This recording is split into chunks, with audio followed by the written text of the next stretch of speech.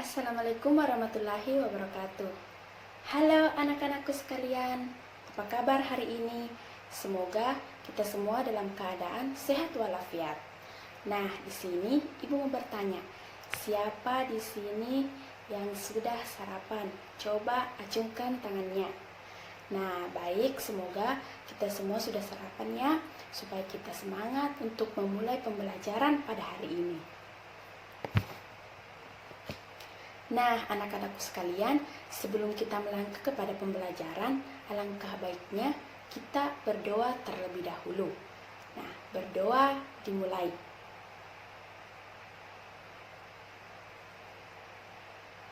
Amin ya robbal alamin.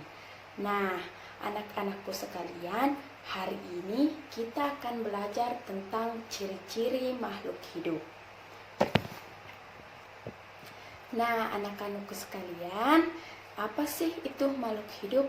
Makhluk hidup adalah suatu organisme yang dapat mempertahankan dirinya dari berbagai bentuk perubahan lingkungan dan dapat berkembang biak untuk melestarikan keturunannya. Nah, anak-anakku sekalian, makhluk hidup yang ada di sekitar kita cukup beragam. Di antaranya yaitu manusia, hewan, dan tumbuhan.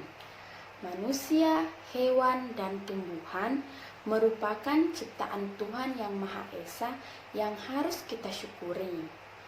Nah, adapun ciri-ciri makhluk hidup yaitu yang pertama bergerak, yang kedua bernafas, yang ketiga berkembang biak, yang keempat tumbuh dan berkembang, yang kelima memerlukan makanan dan minuman, yang keenam yaitu peka terhadap rangsangan.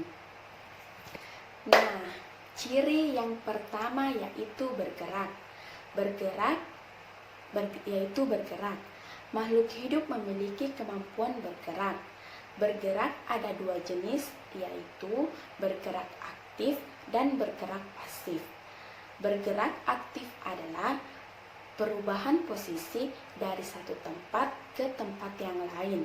Contohnya yaitu berjalan dan berlari. Kemudian yang kedua bergerak pasif. Bergerak pasif yaitu bergerak dengan cara tidak berpindah tempat. Contohnya yaitu berjalan di tempat dan lain-lain. Nah, contoh bergerak pada makhluk hidup yaitu manusia bergerak dengan cara berjalan menggunakan kaki. Yang kedua, cicak bergerak dengan cara merayap menggunakan kaki. Kemudian, ikan bergerak dengan cara berenang menggunakan siripnya. Kemudian, burung bergerak dengan cara terbang di udara menggunakan sayapnya. Ciri selanjutnya yaitu bernafas. Manusia dan hewan bernafas dengan menghirup oksigen atau O2 dan mengeluarkan karbon dioksida atau CO2. Tumbuhan bergerak dengan cara yang berbeda, yaitu tumbuhan menghirup karbon dioksida dan mengeluarkan oksigen atau O2. Nah, alat pernapasan pada makhluk hidup. Yang pertama manusia. Manusia bernafas menggunakan paru-paru.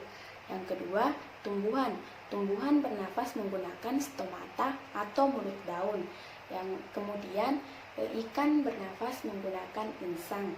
Dan kecebong bernafas menggunakan insang, sedangkan katak dewasa bernafas menggunakan paru-paru. Ciri yang berikutnya yaitu berkembang biak. Berkembang biak adalah cara makhluk hidup untuk melestarikan jenisnya. Berkembang biak ada dua cara, yaitu dengan cara beranak atau melahirkan dan dengan cara bertelur. Ciri selanjutnya yaitu mengalami pertumbuhan. Pertumbuhan adalah bertambahnya ukuran tinggi dan berat badan. Pertumbuhan disebabkan oleh makanan yang sehat dan olahraga yang teratur. Oleh karena itu, anak-anakku sekalian, supaya kita tumbuh sehat supaya kita tumbuh sehat, kita harus makan makanan yang sehat dan bergizi serta olahraga secara teratur. Nah, contoh proses pertumbuhan pada makhluk hidup, yaitu yang pertama proses pertumbuhan pada manusia, yaitu mulai dari bayi, balita, anak-anak, remaja, orang dewasa, kemudian orang tua.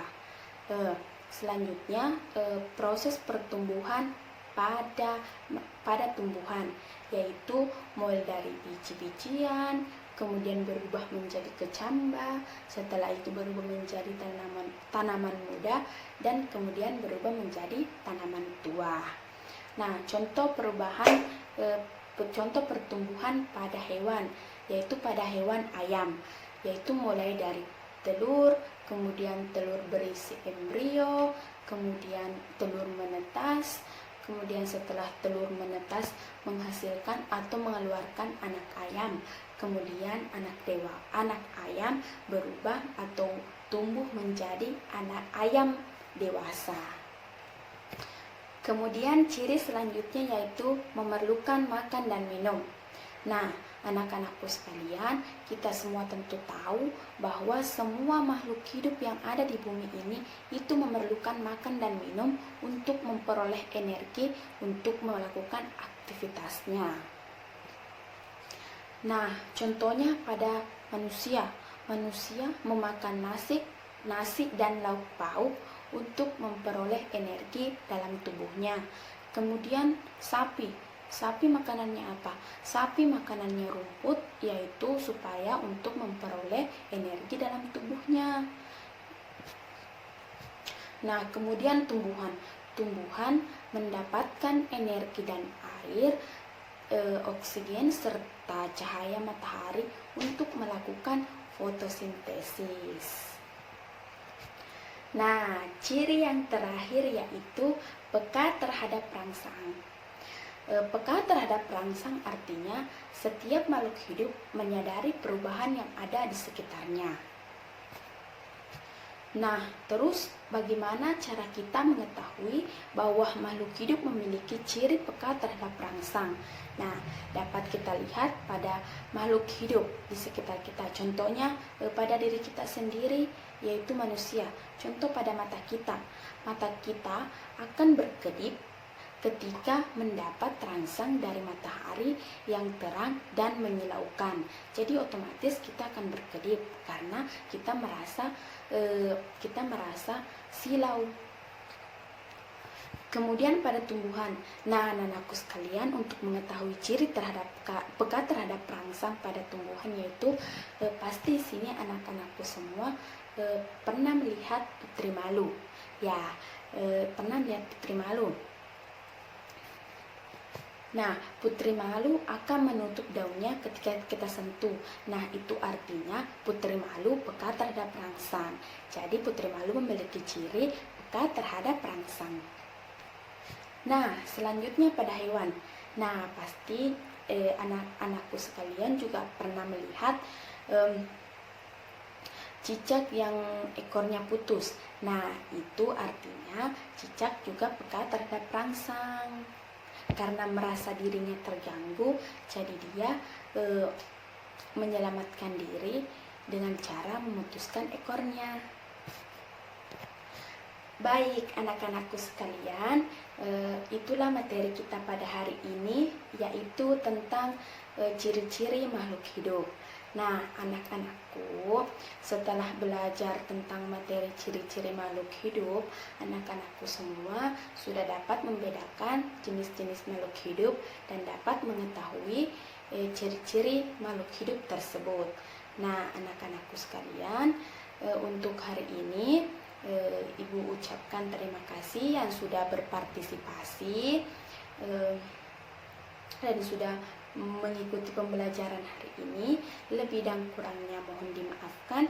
Assalamualaikum warahmatullahi wabarakatuh. Selamat beraktivitas kembali.